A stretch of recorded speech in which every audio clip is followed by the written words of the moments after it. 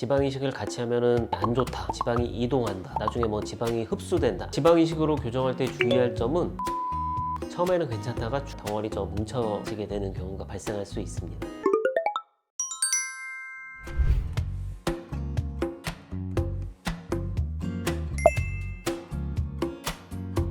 환자분들 중에 본인 쌍꺼풀이 큰데 평생 이렇게 살아야 된다고 알고 계시는 분들이 생각보다 많다는 사실에 좀 놀라게 되는데요. 당연히 큰 쌍꺼풀을 줄이는 수술도 존재합니다.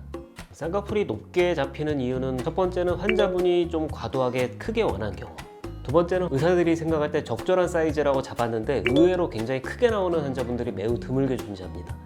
일단 큰 쌍꺼풀은 눈썹에서부터 쌍꺼풀까지의 거리, 그 다음에 쌍꺼풀부터 속눈썹까지의 거리 차이가 있어야 미적으로 예쁜데 거기 두 개가 거의 1:1 정도로 보이는 환자분들도 있고요. 상당히 높은 환자분들 경우에는. 두 번째로 부자연스러워 보이는 이유는 우리가 흔히 소세지 쌍꺼풀이라고 하죠. 쌍꺼풀의 아래쪽이 매우 두툼해가지고 뭔가 좀 부어 보이는 듯한 그런 느낌. 그 두 가지가 좀 미적으로 예쁘지 않아 보이는 원인이라고 생각을 합니다.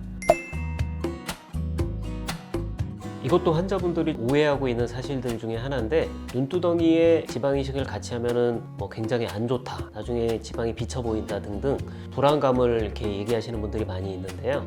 필요한 경우에 눈두덩이에 지방 이식을 하는 거는 굉장히 좋은 자연스러운 결과를 가져올 수 있다고 생각합니다. 눈에 원래 지방 이식은 굉장히 소량만 넣는 게 원칙이고요.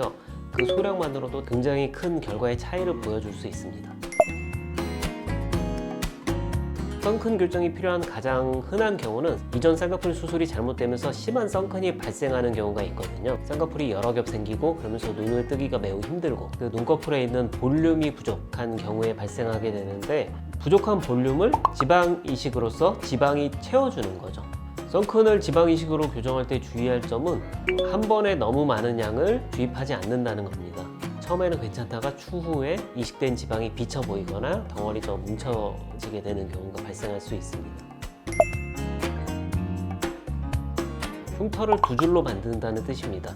기본적인 쌍꺼풀 재수술은 이전의 쌍꺼풀 흉터를 없애면서 하는 게 보통 일반적인 방법입니다. 이게 불가능한 경우가 드물게 있습니다. 그럴 때는 무리해서 기존 흉터를 없애지 않고 기존 흉터는 무시하고 새로운 자리에 쌍꺼풀을 만들면서 수술을 하게 됩니다. 그렇게 되면 결과적으로 두 줄이 생긴다고 해서 이름이 두줄 따기입니다.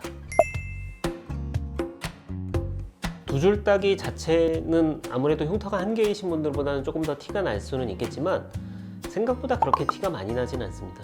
우리가 두 줄 따기를 할 때도 기존에 있던 쌍꺼풀은 전부 다 풀어주게 됩니다. 그 자리에 있던 흉터는 아무래도 좀 눈에 덜 띄게 됩니다. 사실상 제가 얘기하기 전에는 모르는 경우도 많습니다. 이전에 그 쌍꺼풀 수술로 인해서 불만족스러운 결과가 있는 경우에 쌍꺼풀 재수술로서 많이 개선할 수 있는 경우도 있고요. 이전 수술이 확실히 잘못되어 있는 경우에 쌍꺼풀 재수술로서 훨씬 더 좋은 만족스러운 결과를 얻을 수 있기 때문에 재수술을 좀 문의해 보는 것도 좋을 것 같습니다.